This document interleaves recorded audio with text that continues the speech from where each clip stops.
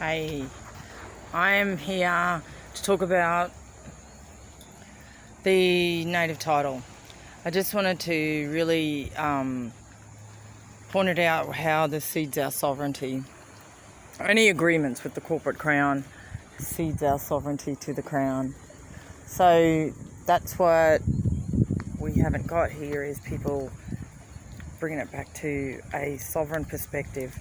Everything that is agreed to under government legislation between our people and the second people are corrupted because a lot of our people are not really informed of their rights and not really informed of the whole agreements. And this is what's been going on since day dot. Even though we have got a lot of the wider public sympathetic to our cause and everything, the native title not only has caused detrimental damage amongst our tribal groups all over the nation, over the country, but it's also caused that much damage to many of our very own relationships within Australia. And that's what's lacking a lot, is that fact, is that we have no real understanding of what has transpired here since the Mabo case in the 90s. And since our peoples, when we entered into it, after we've been, always from our families, the Gurrumpul families on Stradbroke Island, and New Knuckle families, and there's Cubby families, there's families all over the country that are being asserting sovereignty. I just thought that it's, a lot of our own people haven't even got an understanding about what's happened there with sovereignty and why does it clash with native title. Well, sovereignty is the fact that we are not Australian citizens, nor are we British subjects, for the Crown to make laws for us in our own ancestral homelands. We never ceded our lands to the Northern Hemisphere people in any capacity whatsoever. We never leased it, we never sold it. We never even, had an agreement to have it for a bit. There is no formal agreements between our people and the second people to be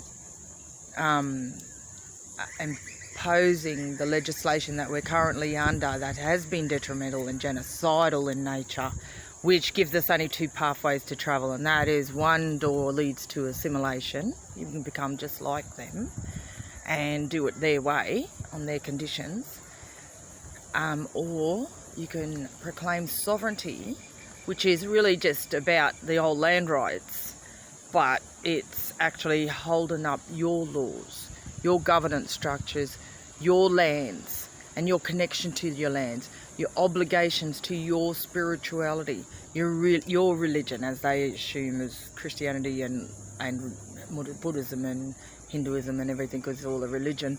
So ours is our spirituality that is detrimental, vital and paramount with the connection of our lands.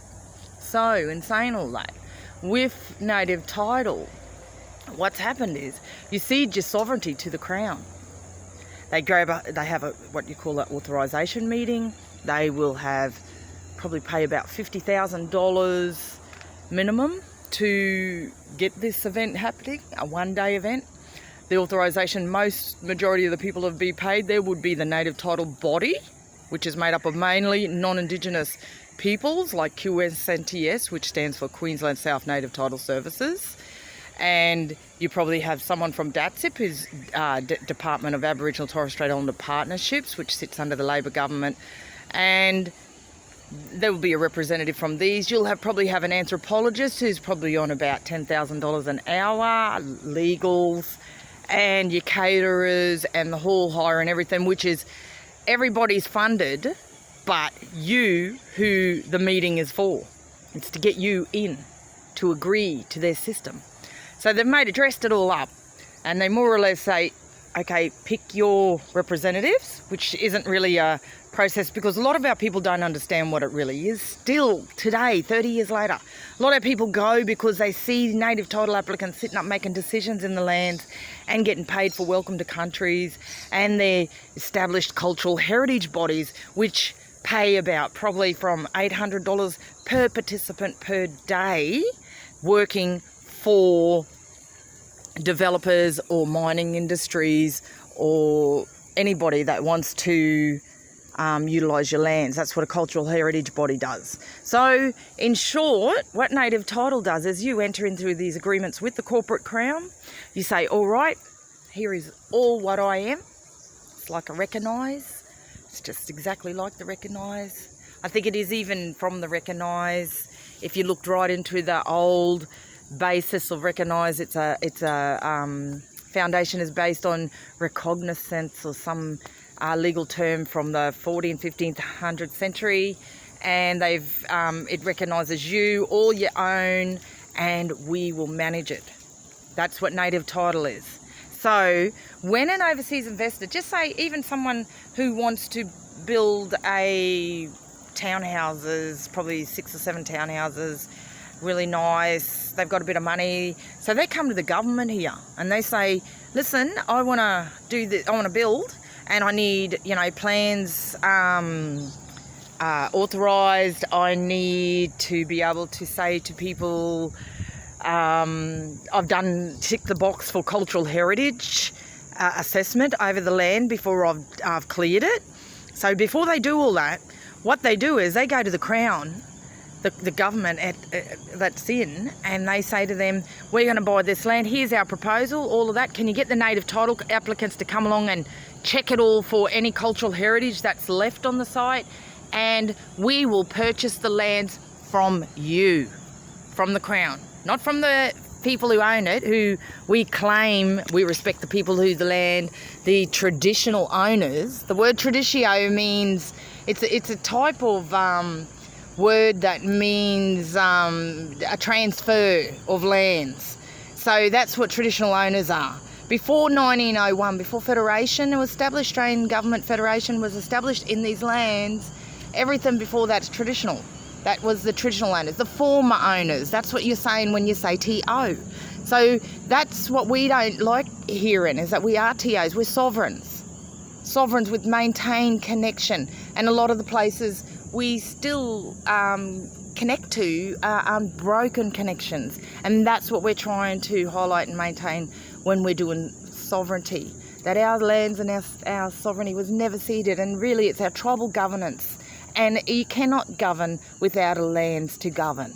So that's why it's so hard to make agreements with a people that has invaded and claimed sovereignty that belongs to the first people and not the Northern Hemisphere people. So, native title says, if you want to come here to these lands and buy lands, you come to the government and you give us your millions, even your billions, mining companies and that. You give us that money, then we purchase that land.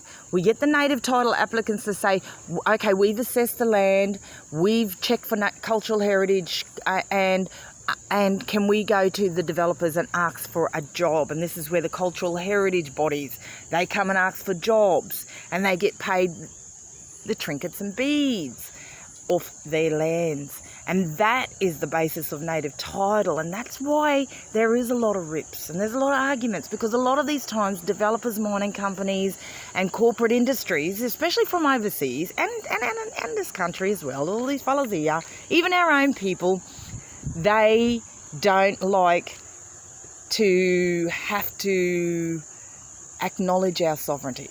And a lot of the times, say like with uranium in the territory and even in other places, the uranium is a sacred place. Those minerals in the earth are where the Creator put them, and our people as custodians and obligations to our Creator, our lands, our people, our ancestors and all the spirits of the lands are really conflicted when they go into agreement, and especially with mining.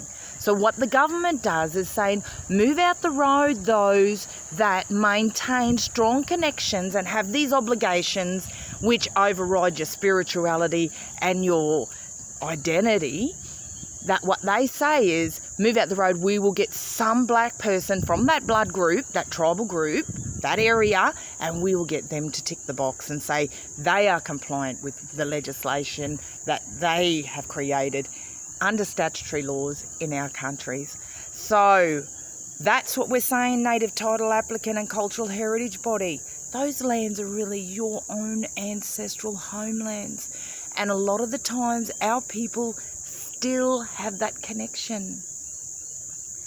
You are doing our people, you are not doing our people a service by sanction and destruction. We have an obligation not only to all these lands and these people, we have an obligation internationally. We are the firstborn of the planet. And what I'm saying is be aware and be smart. Be more conscious to your connections and your obligations and your little law systems and sovereignty for future generations to come, or your party to the genocidal agenda that is sitting right there before us. Yahweh.